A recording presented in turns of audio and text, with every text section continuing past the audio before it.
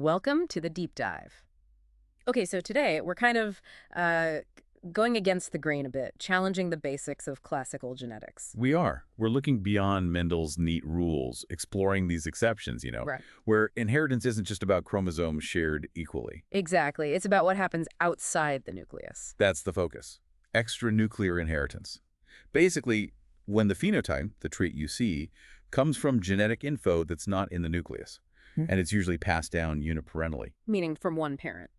Yeah, almost always the mother, through the cytoplasm of the egg. Right. Okay. Our sources point to like three main types here. First up is organelle heredity. That's the DNA and mitochondria and chloroplasts. Then there's infectious heredity. This one's interesting. It involves symbiotic microbes affecting host traits. Ah, okay. And third, Third is the maternal effect, which is quite different. It's where the mother's nuclear genes stock the egg with products that control the very first steps of the offspring's development. got it. So it sounds complex. What's the main challenge in studying this? Well, the big challenge is that function often depends on both. You need genes from the nucleus and genes from the organelle working together. Plus, you run into heteroplasmy. Heteroplasmy, meaning a mix. Yeah, within one cell, you can have a mixture of normal and mutated organelle DNA. And if you've got enough good copies, the cell might seem fine, masking the mutation. It makes tracking inheritance tricky. Okay, let's start with the organelles then. Chloroplasts seem like a good place to begin. Carl Correns, way back in 1908. Right, with the 4 o'clock plant, Mirabilis jalapa. He noticed those variegated leaves, patches of green, patches of white, all about chlorophyll. And he found that inheritance was purely maternal, didn't he? He did.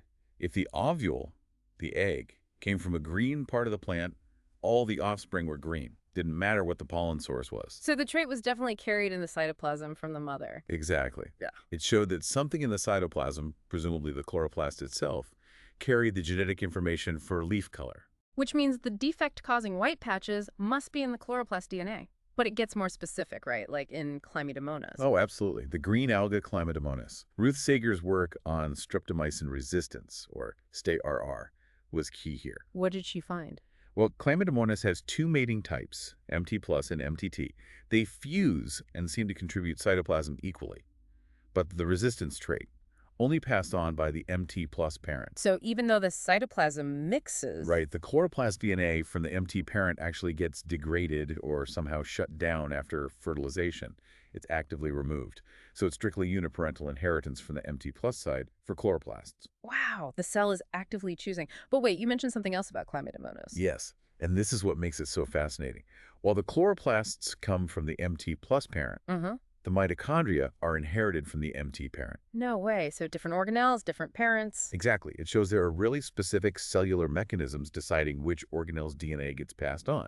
It's not just a random cytoplasmic mix. Yeah. That level of control is amazing. Okay, that leads us nicely into mitochondria. Let's talk about Neurospora, the pink bread mold, the pokey mutant. Ah, pokey or My1. Classic example. It grows really slowly. Why slow? Because its mitochondria are faulty. They're missing key components, cytochromes, needed for cellular respiration. So they can't make ATT efficiently. And the inheritance pattern. Just like the chloroplasts in Mirabilis.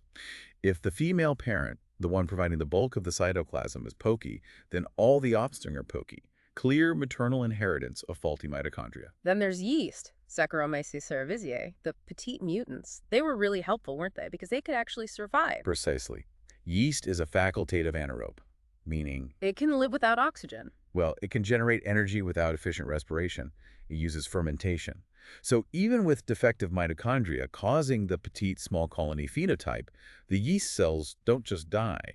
This lets us study the mutations. And there were different types of these petite mutants. Right, 3 main categories emerged. First, segregational petites. These are straightforward, caused by mutations in nuclear genes. They follow standard Mendelian inheritance patterns. Oh, okay. Nuclear. What about the cytoplasmic ones? 2 types there. The first is neutral petites. If you cross a neutral petite with a normal wild-type yeast, Let me guess, the offspring are normal? you got all wild-type. Often these neutral petites have basically lost most or all of their mitochondrial DNA, mtDNA. But yeast is unusual. How so? It shows biparental inheritance of mitochondria. Yeah. Both parents contribute. So the functional mitochondria from the wild-type parent just sort of take over and restore normal function. Okay, makes sense. But then there's the weird one, suppressive petites. Ah, yes. These are cytoplasmic, like the neutral ones, but when you cross a suppressive petite with a wild type, all the offspring end up petite. The mutant phenotype dominates. It suppresses the wild type. How on earth does it do that? How does the mutant DNA win? That's the million-dollar question. The leading idea involved replication speed. Suppressive mtDNA often has large deletions, making the DNA molecule much smaller. Smaller means? Potentially faster replication. So the mutant mtDNA might simply replicate so rapidly that it overwhelms the normal mtDNA in the cytoplasm of the developing cells. It effectively outcompetes the wild-type version. There's also some thought about recombination playing a role, but the rapid replication idea is pretty compelling. Wow. So the faulty mitochondria basically hijack the cell's inheritance system.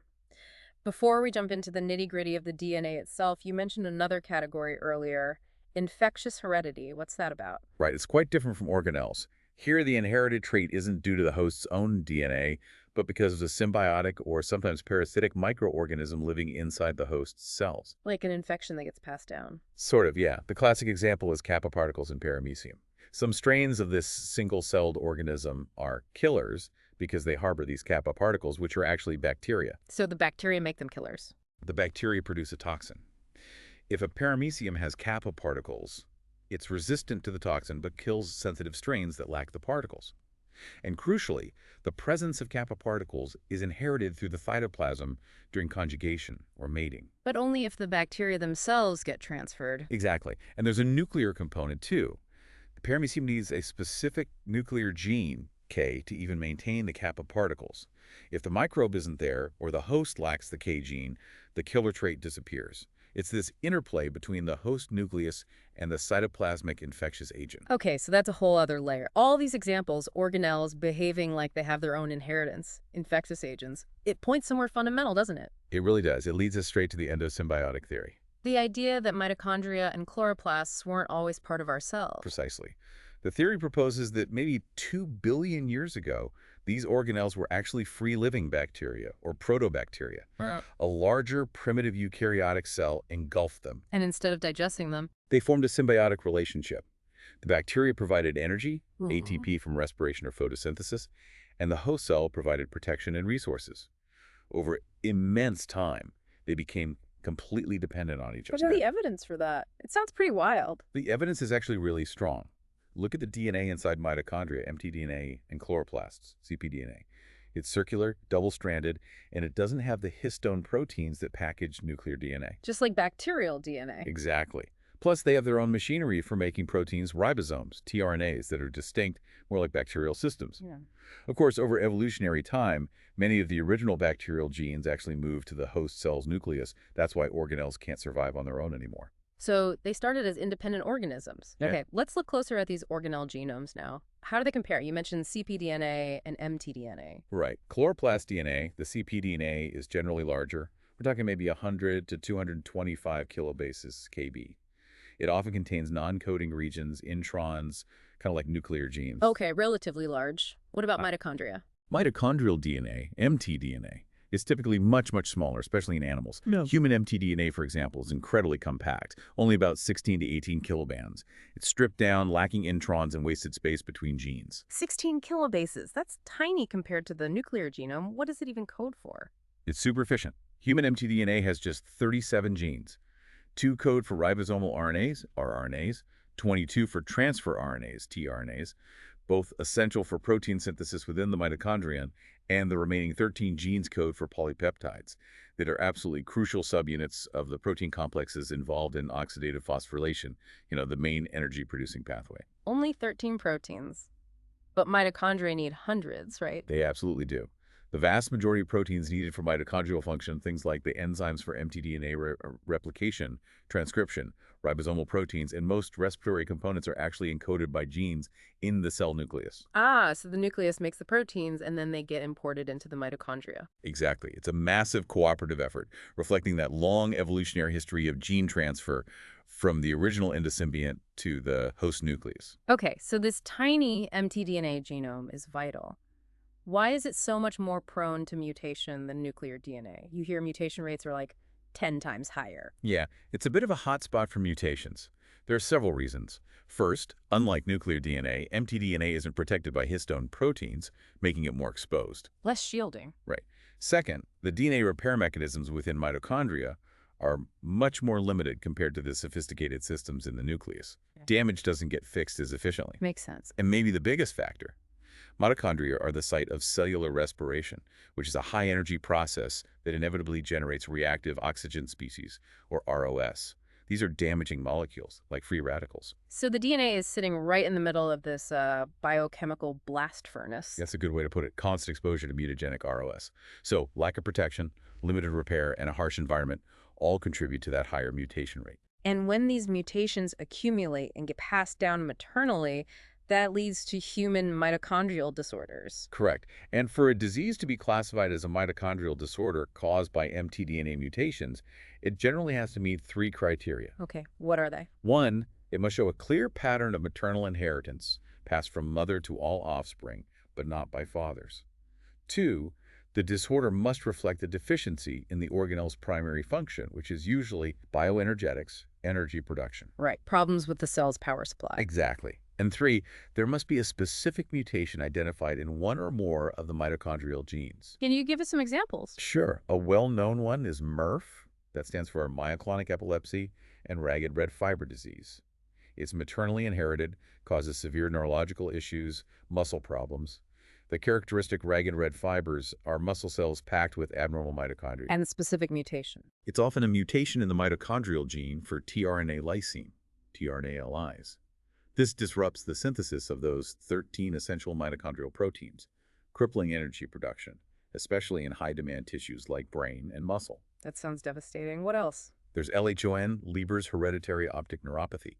This typically causes sudden vision loss in young adulthood, usually hitting both eyes. It's linked to specific mtDNA mutations, often in genes coding for subunits of complex I of the respiratory chain, like NADH dehydrogenase. Affecting the optic nerve specifically. Primarily, yes. It disrupts energy flow critical for the optic nerve cells. And another example is Kearns-Sayre syndrome, or KSS. This involves progressive loss of vision and hearing, heart conditions. It's often caused by large deletions removing chunks of the mtDNA. Deletions. And does that link back to heteroplasmy, the mixture of good and bad mtDNA? Absolutely. KSS is a prime example. The severity of the symptoms often correlates directly with the proportion of mutated mtDNA versus normal mtDNA within the patient's cells. More mutated mtDNA means more severe disease. It really highlights that threshold effect. So having some faulty mitochondria might be okay, but cross a certain threshold. And the cell's energy output plummets, leading to symptoms. This threshold concept is also central to understanding the link between mitochondrial dysfunction and aging. Ah, right. The idea that maybe aging is partly due to accumulating mitochondrial damage over time. That's a major hypothesis. As we live, sporadic mutations gradually accumulate in the mtDNA of our somatic cells, non-reproductive cells.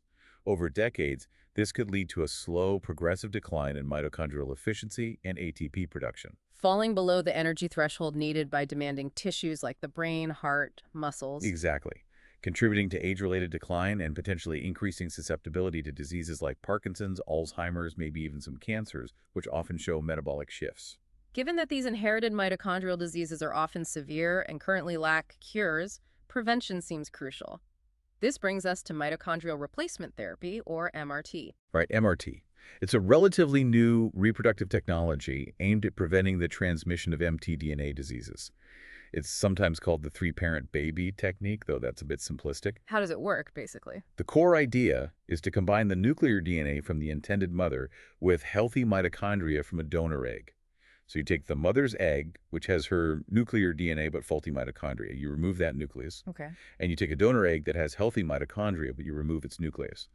Then you insert the mother's nucleus into the enucleated donor egg. So you get an egg with the mother's nuclear DNA and the donor's healthy mitochondrial DNA. Precisely. Then that reconstructed egg is fertilized, usually with the father's sperm. The resulting child inherits nuclear DNA from both parents, but mitochondrial DNA solely from the egg donor. Which prevents the transmission of the mother's mitochondrial disease. It's quite groundbreaking. Has it been approved anywhere? Yes. The UK was the first country to formally legalize it under strict regulations. There are ongoing ethical discussions, of course, particularly around modifying the germline, but it offers real hope for affected families. Okay, we've covered a lot on organelles and even infectious agents. Let's circle back to that third type you mentioned, maternal effect. How is this different? It's fundamentally different because the genetic control comes from the mother's nuclear genome, not from mitochondria or chloroplasts or microbes. Okay, so the mother's chromosomes are in charge here, but it's still extranuclear inheritance. How does that work? Because the timing is crucial.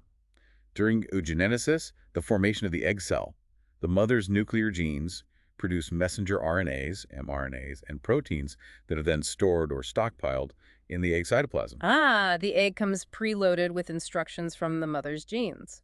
Exactly. These maternal gene products in the cytoplasm direct the very earliest stages of embryonic development cleavage patterns, axis formation, before the embryo's own nuclear genes fully take over. So the offspring's early phenotype is determined by the mother's genotype, not its own. Can you give an example? That sounds a bit mind-bending. The classic textbook example is shell coiling in the snail Limnea peregrina. The shell can coil either to the right, which is called dextral, dominant D, or to the left, sinistral, recessive D. Okay, right versus left coil. The direction of the coil in any individual snail is determined not by its own genotype, whether it's DDD or DD, but by the genotype of its mother. Wait, really? So if my mother's snail was D? Then you, the offspring snail, will have a dextral right coiling shell even if your own genotype ended up being DD, which would normally mean left coiling. Because her D allele produced a product that got stored in the egg I developed from. Precisely. That maternal gene product, present in the ooplasm, influences the orientation of the mitotic spindle during the very first cell divisions of the zygote. That sets the pattern for the entire coil. The offspring's own genes only influence the phenotype of its offspring one generation later. That's wild. A true genetic echo from the previous generation. Is there a molecular example? Oh yes, Drosophila fruit fly development is full of them. Certain maternal effect genes are essential for setting up the body plan. Take the gene bicoid, BCD. Bicoid, what does it do? The wild type BCD plus allele produces an mRNA that the mother fly deposits specifically at one end, the anterior or future head end of her eggs. So she puts the make a head here signal in the egg cytoplasm? Basically, yes. This bicoid mRNA is translated into protein after fertilization, forming a concentration gradient high at the anterior, low at the posterior. This gradient tells the embryonic cells where they are along the head-to-tail axis, guiding them to form structures like the head and thorax correctly. So what happens if the mother doesn't have a working bicoid gene? If the mother is homozygous mutant, BCD-BCD, she can't deposit that crucial mRNA. Her embryos, regardless of their own genotype, won't be able to form anterior structures properly. They might have posterior structures at both ends, for example. But what if the mother is heterozygous, say BCD plus BCD, but the embryo itself inherits two mutant alleles and becomes BCDB, BCD? Oh, that's the key. That BCD-BCD embryo will develop perfectly normally. Because its mother, being heterozygous, BCD plus BCD, did deposit functional bicoid mRNA into the egg cytoplasm. That maternal product is enough to rescue the early development, even though the embryo's own genes are faulty for bicoid. It perfectly illustrates the maternal effect the mother's genotype dictates the early phenotype via cytoplasmic contributions. Wow, okay, this deep dive has really opened up a whole different view of inheritance. It's not all neat Mendelian squares. Not at all. The main takeaway, I think, is that extranuclear inheritance shows genetic control operating outside the nucleus, often with unique transmission patterns. Right.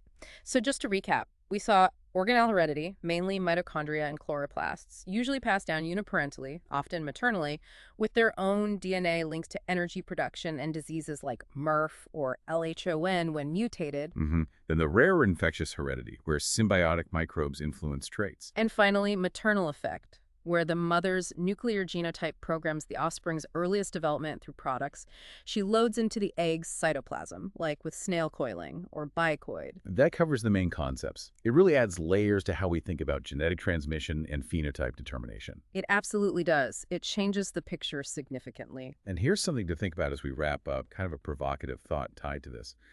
Consider mitochondrial DNA. In humans and many animals, it's passed down only through the mother. For males, their mtDNA is essentially an evolutionary dead end. They use it, but they don't transmit it to their offspring. Right, because sperm barely contributes any mitochondria. Exactly. So there's virtually no evolutionary selection pressure acting on mtDNA in males. Hmm. If a mutation arises in mtDNA that is slightly detrimental specifically to male health or longevity, but doesn't affect females or female fertility. Natural selection wouldn't really see it or weed it out from the male side. Precisely. Some scientists speculate that this lack of selection in males could allow mildly harmful mtDNA mutations, those affecting male-specific aging or fitness perhaps, to accumulate in the population over long evolutionary timescales. It's a fascinating implication of strictly maternal inheritance, the potential for the mitochondrial genome to evolve somewhat differently in its effects on males versus females. Something to mull over.